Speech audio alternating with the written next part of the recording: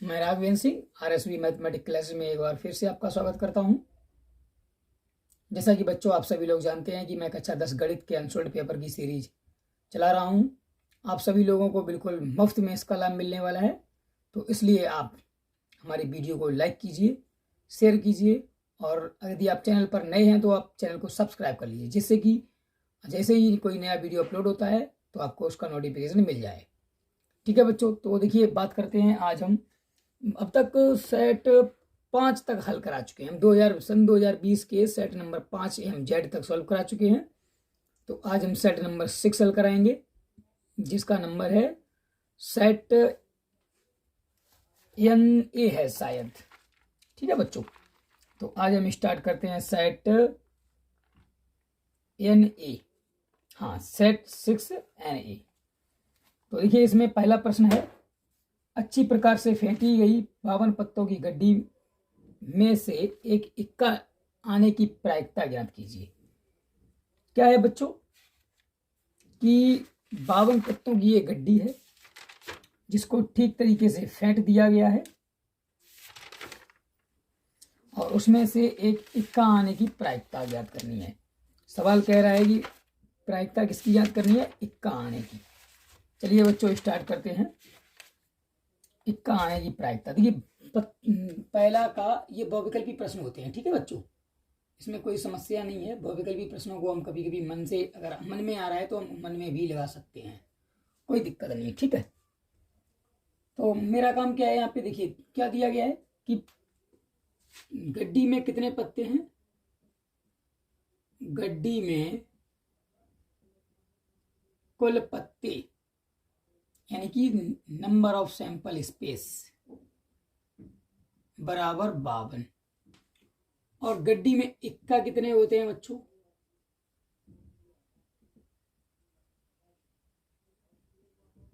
इक्का का मतलब हो गया है मेरे पास नंबर ऑफ फेवरेबल इवेंट्स।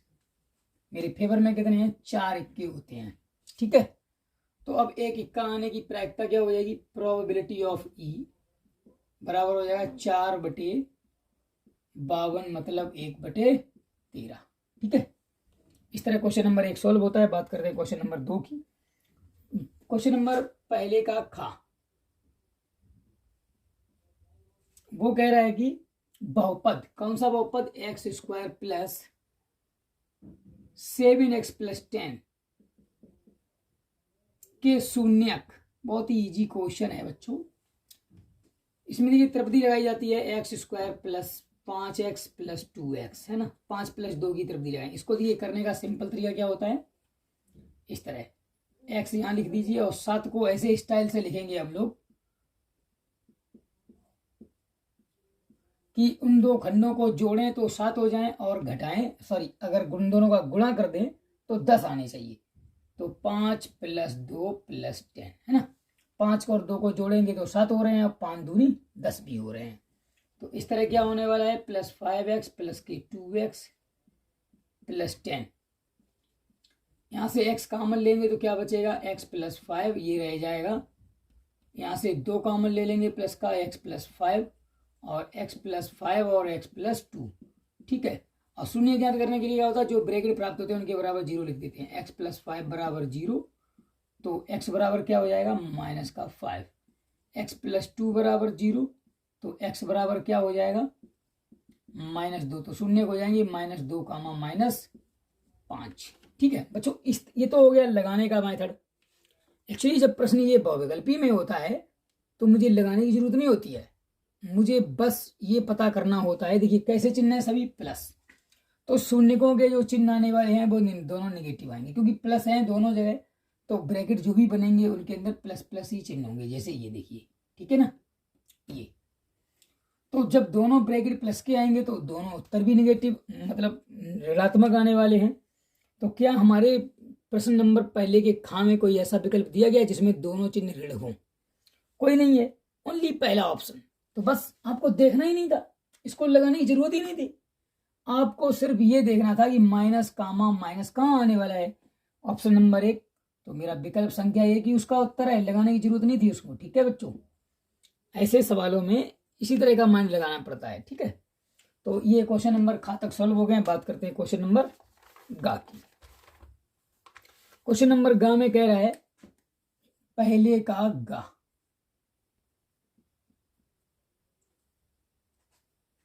बच्चों पूरा दिखाई दे रहा है ना आपको? नहीं दिखाई दे रहा है?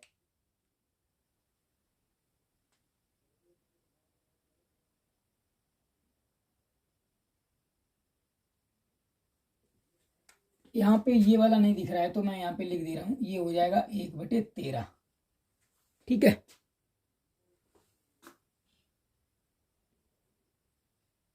अब तो ठीक से दिख रहा है ना? बिल्कुल गाइस। तो पहले का गा लगाते हैं। ठीक है, गा में बोल रहा है कि 10a बराबर दिया गया है 4/3। त्रिकोणमिति का सवाल है, इसको क्या लिखा जाएगा? L/A। एक समकोण बना लीजिए। और मैंने आपको पहले वीडियो में भी बताया है, एक ट्रिपलेट्स होता है 3 4 5। यदि किसी भी त्रिभुज की 2 भुजाएं 3 4 है तो अगली होने वाली है 5। तो ये वाला अगर मेरा ए है तो ये हो जाएगा एल, ये हो जाएगा ए, ये हो जाएगा के। तो एल 4 है, ए 3 है, तो इसका क्या आने वाला है? 5। ठीक है, पाइथागोरस प्रमेय लगा के निकालने की जरूरत नहीं है, क्योंकि ये बहुविकल्पी प्रश्न है। उत्तर कैसे लगाया, किसने कैसे नहीं लगाया, वो कोई नहीं देखने वाला। बस देखा जाए तो सिर्फ आपका उत्तर सही है या गलत। चलिए, हमसे पूछा गया है कॉस ए। अब देखिए कॉस ए बराबर एक्चुअली क्या होता है? कॉस ए बराबर होता है A/K, है ना? तो A/K का मतलब क्या हो गया? 3/5। बस ये मेरा आंसर हो गया करेक्ट। क्वेश्चन नंबर मतलब ऑप्शन नंबर सेकेंड।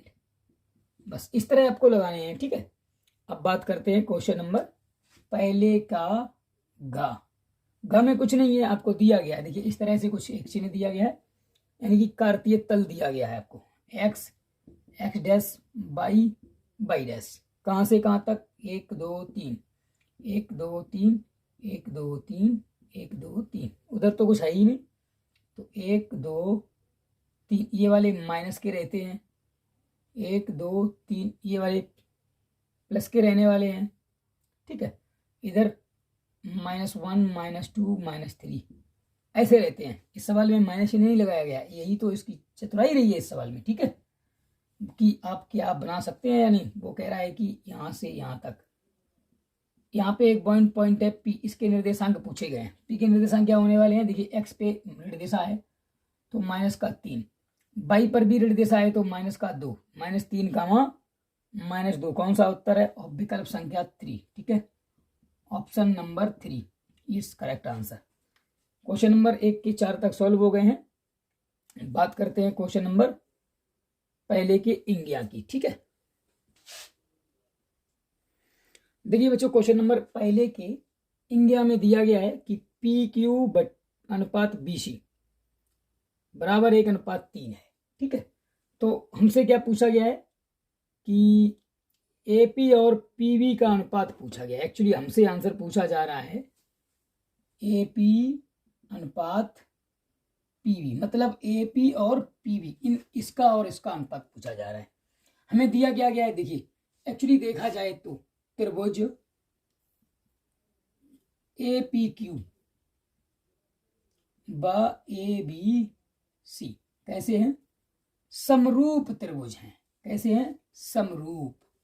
जब समरूप त्रिभुज होते हैं तो मेरे पास एक कंडीशन होती है बच्चों कि छोटे त्रिभुज की संगत भुजाएं बराबर मतलब अनुपातिक होती हैं बड़े त्रिभुज की संगत भुजा के।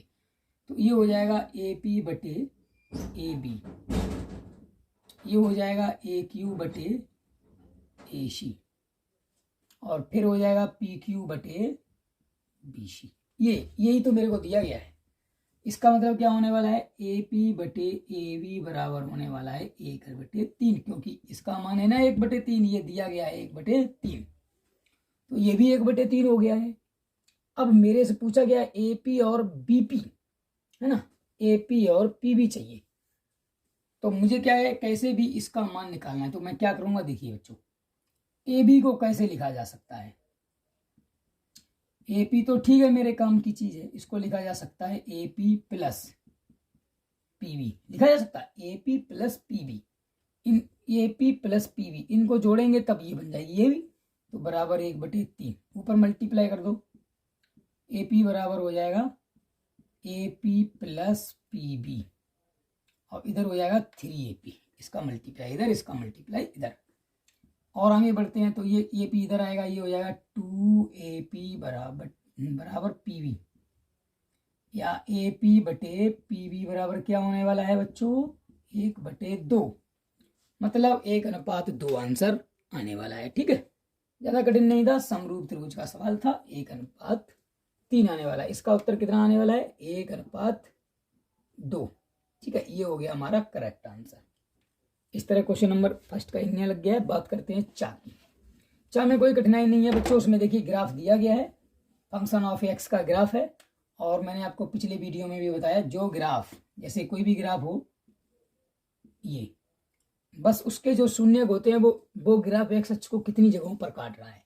ये वाई अक्ष है, इसको 2 जगह काट रहा है, उससे हमें कोई मतलब नहीं, चाहे उसको 100 जगह काटे कोई भी फर्क नहीं पड़ता मेरे सवाल पे। ठीक है, वो एक्स अक्ष पर या जो एक्स अक्ष है उसको कितनी जगह पर काट रहा है, केवल एक जगह, है ना। तो इसका शून्य भी कितना होने वाला है, केवल 1। ठीक है बच्चों, इसका शून्य कितना होने वाला है, केवल 1 होने वाला है। बस इसका आंसर हो गया पहले का चा का उत्तर कितना है, ओनली 1, विकल्प ऑप्शन बी फर्स्ट है। ठीक है, इस तरह क्वेश्चन नंबर पहले के सारे प्रश्न हल होते हैं। बात करते हैं क्वेश्चन नंबर 2 की।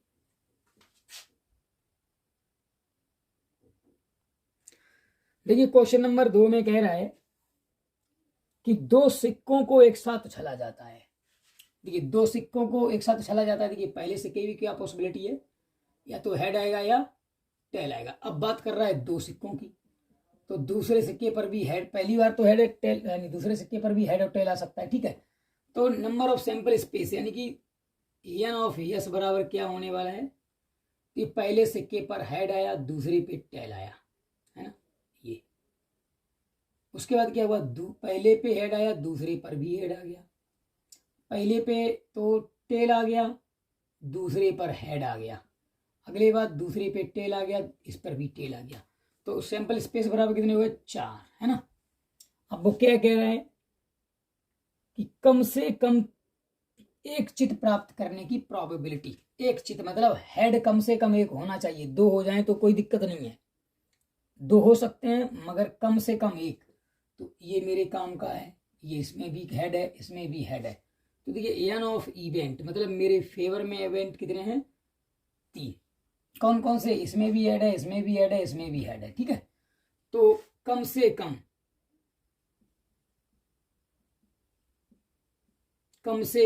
एक मतलब एक चित या हेड है ना, एक चित आने की प्रायिकता, प्रोबेबिलिटी ऑफ इवेंट क्या होने वाली है, एन ऑफ ई बटे एन ऑफ यस।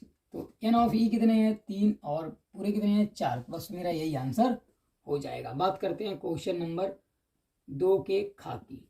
ठीक है, दूसरे का खा क्या बोल रहा है, 2 समरूप त्रिभुजों की ऊंचाइयां 3 सेंटीमीटर और 4 सेंटीमीटर। वो कह रहा है, चलिए मैं मान लेता हूं, माना कि 2 समरूप त्रिभुज ABC व PQR हैं, तो और इनकी ऊंचाइयां क्रमशः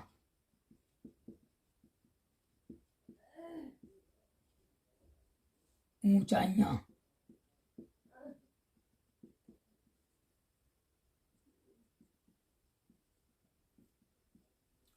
क्रमशः H1 व H2 है ना। तो सवाल क्या कह रहा है, देखिए इसमें जब भी हमारे पास समरूप त्रिभुज होते हैं तो कंडीशन क्या होती है, बात क्षेत्रफल की हो रही है, क्षेत्रफल। ठीक है, क्या होता है, त्रिभुज ABC का क्षेत्रफल बटे त्रिभुज PQR का क्षेत्रफल। तो क्या होने वाला होता है, देखिए किसी भी भुजा का AB स्क्वायर बटे PQ स्क्वायर, है ना, BC स्क्वायर बटे QR स्क्वायर और CA स्क्वायर बटे RP स्क्वायर, है ना। अगर ऊंचाई भी दे दी जाए तो कोई फर्क नहीं पड़ता है। तो ऊंचाइयां अगर दे दी जाए तो h1² बटे h2², ये भी हो जाता है इसमें, ठीक है। बस इसका ही उपयोग करना था। हमें दिया क्या गया, ऊंचाइयां दी गई हैं, है ना। तो ऊंचाइयां कितनी दी गई हैं, ये दिया है h1 बराबर मान लेते हैं 3 सेंटीमीटर, है ना, और h2 बराबर मान लेते हैं 4 सेंटीमीटर। तो यहां से क्या होने वाला है, त्रिभुज एबीसी का क्षेत्रफल बटे PQR। तो त्रिभुजों का क्षेत्रफल कितना होने वाला है, अनुपात पूछा गया हमसे ना। तो ये होने वाला है 3/4 का होल स्क्वायर। यहाँ पे रख देते हैं मन, तो क्या हो जाएगा 9/16। या अनुपात की बात करें तो अतः अनुपात कितना हो जाएगा 9/16, ठीक है। बस ये मेरा करेक्ट आंसर। चलिए बात करते हैं क्वेश्चन नंबर दूसरे के गा की। देखिए बच्चों, दूसरे के गा में प्रश्न में दिया गया है कि sin 3a बराबर cos a माइनस 26 डिग्री, है ना। तो इसका क्या मान होने वाला है, और मेरे से a का मान पूछा गया है। चलिए स्टार्ट करते हैं। sin 3a बराबर मैं लिख सकता हूं, देखिए cos 90 degree minus a minus 26 degree, है ना। इस तरह क्या फॉर्मूला सूत्र क्या लगा दिया हमने, सॉरी कॉस नहीं रहेगा यहाँ पे, अब हो जाएगा साइन, ठीक है। अब क्या मैंने फार्मूला लगाया कि साइन 90 माइनस थीटा बराबर होता है कॉस थीटा, और थीटा का मान ये पे पूरा लिया गया, ठीक है। इस तरह साइन से साइन कैंसिल हो जाएगा, क्या बचा 3a बराबर 90 माइनस a प्लस 26, ये वाला माइनस है, ये प्लस हो जाएगा। तो इधर आएगा, ये कितना होने का वाला 4a बराबर, ये हो जाएगा 116 डिग्री। तो a बराबर कितना होने वाला है 116/4। तो 4 दूनी 8, 4 नेम 36, बस a बराबर कितना आ गया है 29 डिग्री 29 अंश। ये मेरा आंसर हो गया दूसरे के गा का।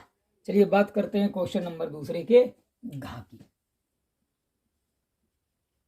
दूसरे का घा क्या कह रहा है कि 96 और 104 का मासा अभाज्य गुणनखंड विधि द्वारा ज्ञात करना है। बस 96 के अभाज्य गुणनखंड लिख लेते हैं, 48, 24, 12, 6, 3, 3, 1, है ना। ये हो गया 96।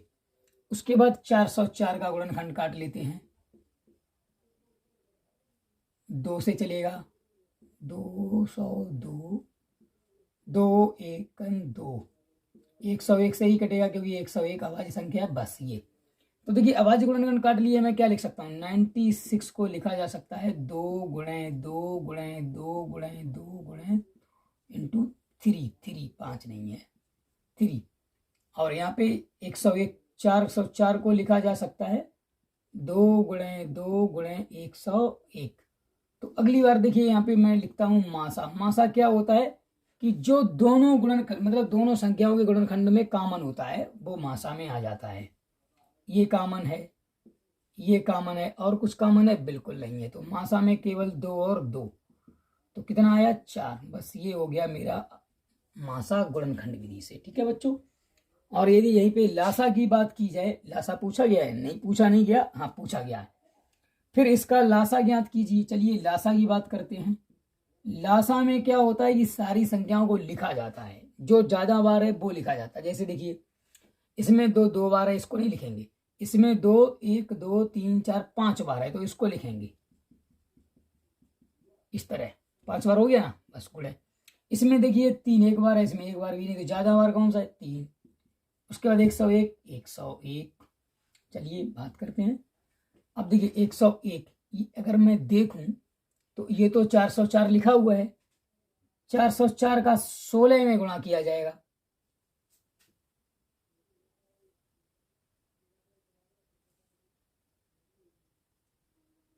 ये नहीं, इसको 4 दूनी 8 24।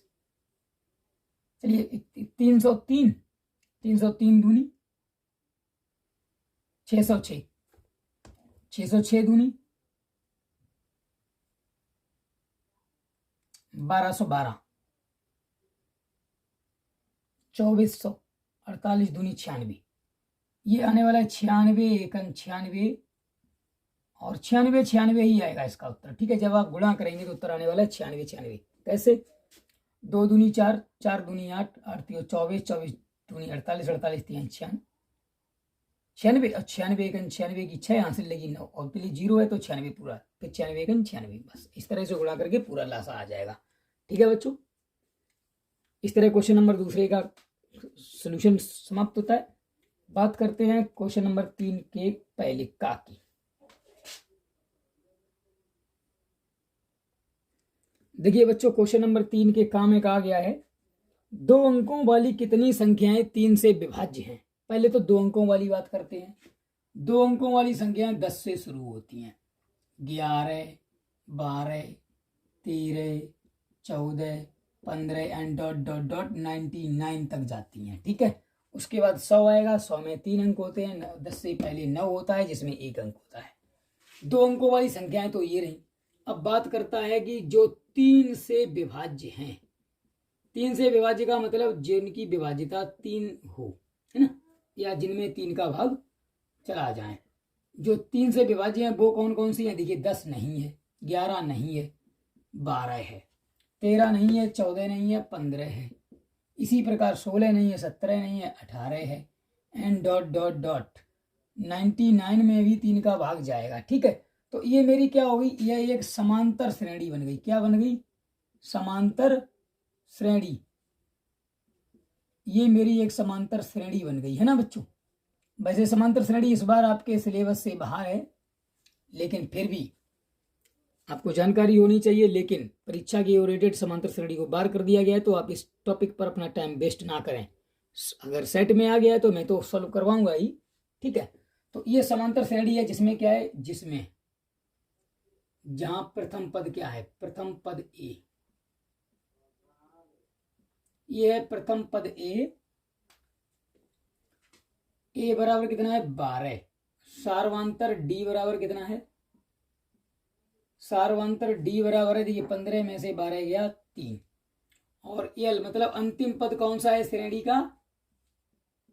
अंतिम पद एल बराबर है 99। तो मेरे पास एक सूत्र होता है बच्चों, एल बराबर होता है ए प्लस एन माइनस 1 डी से। देखिए मेरे से क्या पूछा गया? कितनी संख्याएं हैं ऐसी जो 3 से विभाज्य है और 2 अंकों की है। तो यहाँ पे मैं मान लेता हूं एन संख्याएं है ना, माना कि एन संख्याएं हैं, या यहाँ पर पदों की संख्या कितनी? सीरीज। देखिए अगर मैं बात करूं इसी समांतर श्रेणी की, इस समांतर श्रेणी में पदों की संख्या पता चल जाए, समझो मेरा उत्तर हो गया है ना। तो श्रेणी में मैं लिख लेता हूं, श्रेणी में पदों की संख्या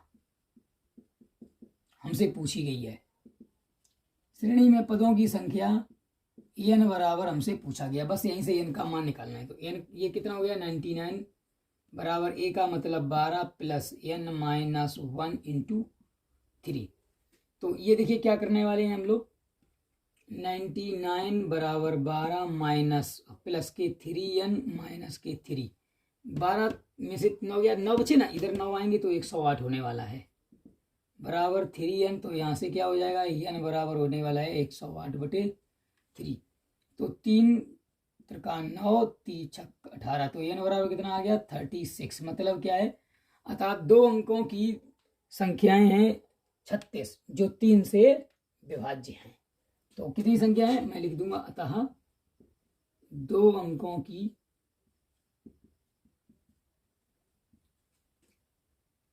तीन से विभाज्य होने वाली संख्याएं।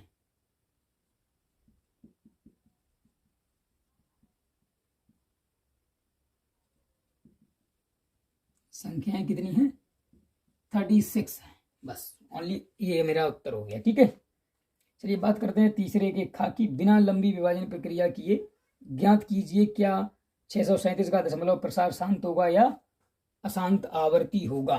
अपने उत्तर के के लिए कारण दीजिए। चलिए बात करते हैं, इसको भी सॉल्व कर देते हैं। ठीक है बच्चों, तो ये क्या है, तीसरे का खा दिया क्या गया है 637। हाँ 637 बटे 7280 है ना।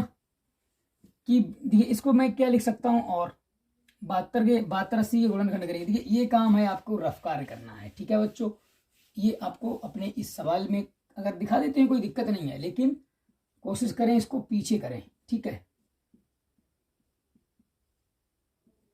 36 40 है ना, 2 से भाग देंगे, 18 20, 2 से भाग देंगे, फिर 2 से भाग देंगे, फिर 5 से भाग दे देंगे,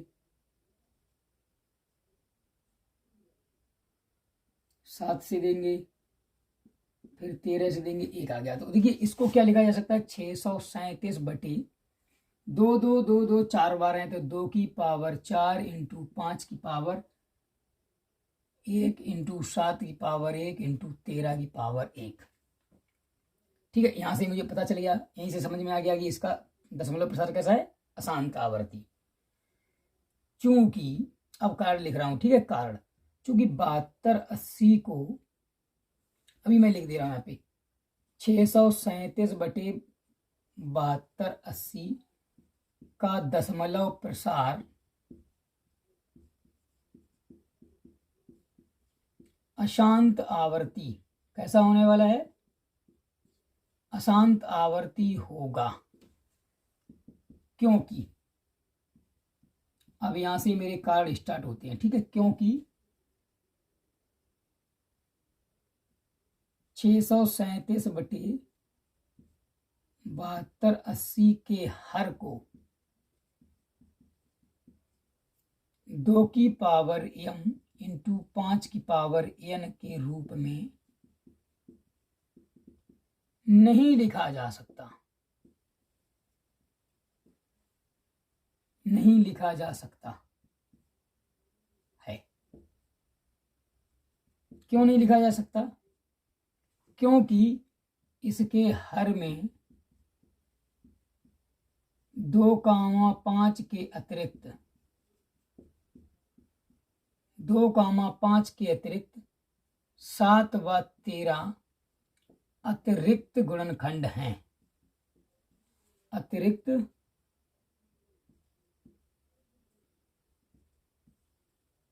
गुणनखंड हैं।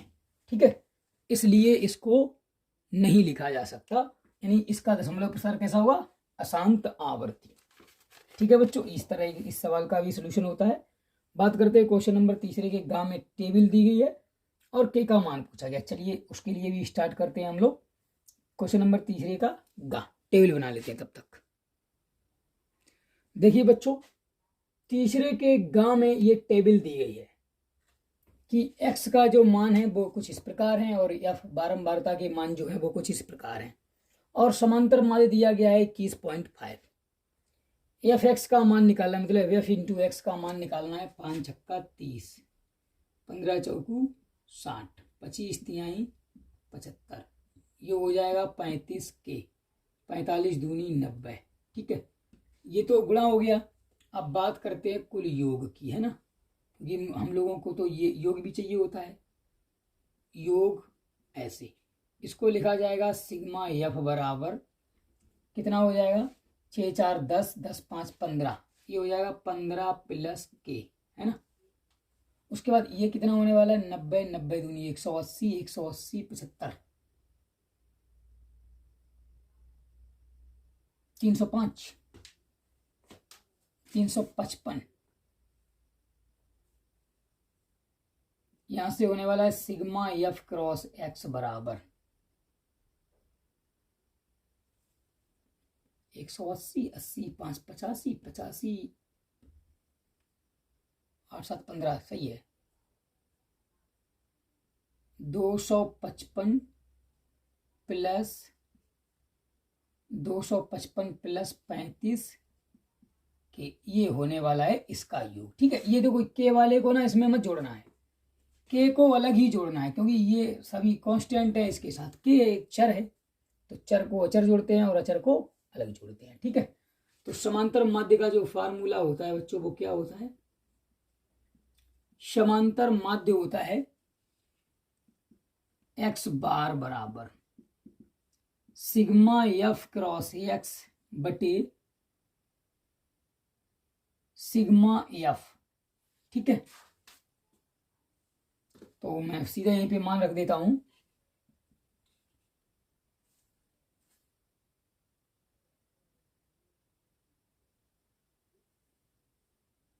दो 255, यानी यहाँ पे मान रखता हूँ, एक्स बार का भी मान दिया गया ना, 21.5 बराबर 255 प्लस 35 के, और यहाँ से क्या होने वाला है 15 प्लस के, है ना।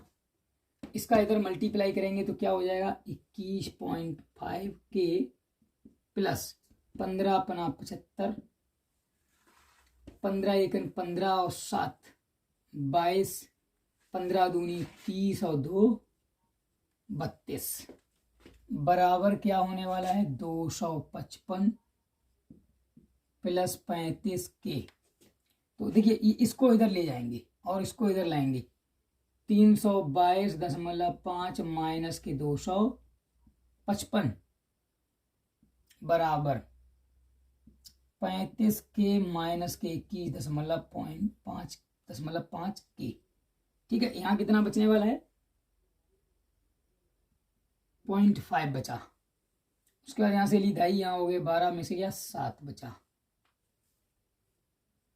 यहाँ रह गया 1 6 बचा, बस 67.5 ही बचा बराबर, यहाँ कितना बचने वाला है 0.5 बचा, यहाँ रह गया था 4, 4 में से गया 3 बचा और ये बचा। ठीक है, और ये बचा के, तो यहाँ से के का मान क्या आने वाला है बच्चों, के बराबर आने वाला है 667.5 अपॉन 13.5।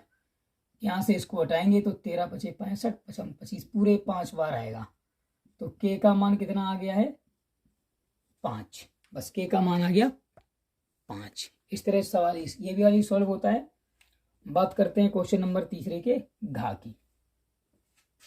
दिया गया है उसमें कि एक घड़ी की मिनट की सुई 14 सेंटीमीटर लंबी है। तीसरे का घा, घड़ी की मिनट की सुई की लंबाई बराबर 14 सेंटीमीटर, है ना। या मैं कह सकता हूं, देखिए घड़ी जो घूमती है ना, एक वृत्ताकार पथ में घूमती है, तो ये एक त्रिज्या की तरह कार्य करेगी, है ना। ये घड़ी की जो त्रिज्या है, घड़ी एक वृत्ताकार पथ पर गति करती है ना। हाँ। इस मिनट में मिनट की सुई द्वारा बनाए गए त्रिज्य खंड का क्षेत्रफल ज्ञात कीजिए। बच्चों यहाँ पे इस शब्द को मुझे थोड़ा डाउट आ रहा है, क्योंकि मान लेते हैं ये घड़ी है, ठीक है, इस मिनट में मतलब या तो 1 मिनट 2 मिनट या 3 मिनट 4 मिनट ऐसा कुछ लिखा होता तो क्वेश्चन आसानी से समझ में आ रहा था, है ना। अब वो बोल रहा है कि इस मिनट में, तो इस मिनट में तो भाई समस्या है ना। ये घड़ी है, अगर बात करें इस मिनट की तो नहीं समझ में आ रहा है, इस मिनट की जगह कितना मिनट निकाला जाए ये बड़ी डाउटेबल बात है।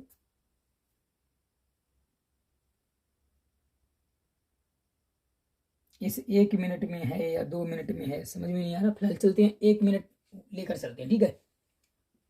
तो देखिए पहले क्या है, मैं जानता हूं कि 60 मिनट अगर घड़ी चलती है तो कितने डिग्री का कोण बनाती है 360 डिग्री, तो 1 मिनट में कितने डिग्री बनाएगी 6 डिग्री, क्योंकि 60 का भाग दे देंगे, है ना। या मैं चलो लिख देता हूं यहाँ पे 360 डिग्री बटे 60, तो ये कितना हो गया 6 डिग्री। तो 1 मिनट में जो कोण बनेगा वो 6 डिग्री बनेगा, और त्रिज्या दी गई है 14 सेंटीमीटर, सुई की लंबाई है 14 सेंटीमीटर, मीटर, जो कि मेरे लिए त्रिज्या का कार्य करेगी। ठीक है, तो 1 मिनट में मैं मान लेता हूँ कि लगभग इतना एंगल घूम जाती है, क्योंकि यही तो हो गया 6 डिग्री। तो इस इलाके को मेरे से पूछा गया है, त्रिज्यखंड का क्षेत्रफल पूछा गया है ना, त्रिज्यखंड। चलिए निकालता हूँ। फार्मूला क्या होता है त्रिज्यखंड का क्षेत्रफल? त्रिज्यखंड का क्षेत्रफल होता है pi r square theta upon 360 degree, है ना।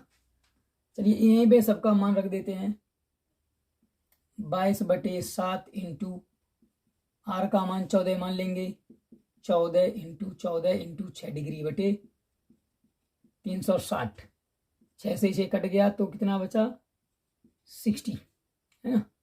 7 दूनी 14, 2 का 30 रह गया, 7 ऊपर हो गया और ये 15 रह गया, है ना। 22 सत्ते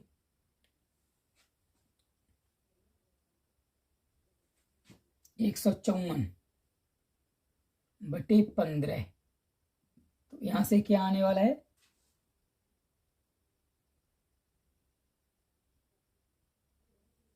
15 एकन 15, 4 में भाग जाएगा नहीं, 10, फिर 15 दूनी 30, 15 दूनी 30, फिर बचे 10, 15 छक्का 90, फिर 90 90 आता रहेगा सेंटीमीटर स्क्वायर। अब देखिए बच्चों, मेरा उत्तर आ रहा है 10.2 और उसमें आ रहा है 100.2। तो क्या करना है, वो 1 मिनट की बजाय 10 मिनट का उत्तर निकाल पा रहा है। ठीक है, अगर वो 1 मिनट की बात करके 10 मिनट, यहाँ पे 10 मिनट का अगर मैं निकालूंगा तो उत्तर आ जाएगा 102.266, है ना। तो वैसे 1 मिनट के लिए मेरा यही आंसर है। सवाल में थोड़ी मिसप्रिंट है, जहाँ पे इस लिखा हुआ है वहाँ पे या तो 10 होना चाहिए। ठीक है, तो आप लोग वहाँ पे 10 करके इस सवाल को लगाएंगे। पेपर में फिलहाल आपको किसी भी प्रकार की मिसप्रिंट नहीं मिलेगी। ये अनसोल्ड पेपर प्राइवेट कंपनियां इनको प्रिंट करवाती हैं, तो वो ठीक से जांच नहीं पाती हैं प्रत्येक प्रश्न को, इसलिए समस्या आ सकती है। लेकिन बच्चों, आपको बोर्ड के पेपर में ऐसी कोई समस्या नहीं मिलेगी। आप क्वेश्चन को बिल्कुल कंप्लीटली सही मानकर ही सवाल लगाएंगे। ठीक है, उसमें कोई भी भाषा का समस्या नहीं होता है, और पेपर जो है 2 भाषाओं में प्रिंट होता है लगभग, है ना। तो वो हिंदी और इंग्लिश दोनों में प्रिंट हो सकता है। अगर नहीं है तो आपकी भाषा हिंदी वाली भी ठीक मानी जाएगी। ठीक है, अगर दोनों भाषाओं में मिलता है तो आप एक बार हिंदी का देखने के बाद इंग्लिश का भी देख लें कितने मिनट हैं। फिलहाल जहाँ तक है, बोर्ड के पेपरों में आपको गलती नहीं मिलेगी, तो इसलिए आप निश्चिंत होकर उस सवाल को गलत ना माने, बिल्कुल सवाल को उसी तरह पूरी एनर्जी के साथ अटेम्प्ट करें। ठीक है, चलिए बात करते हैं क्वेश्चन नंबर 4 की।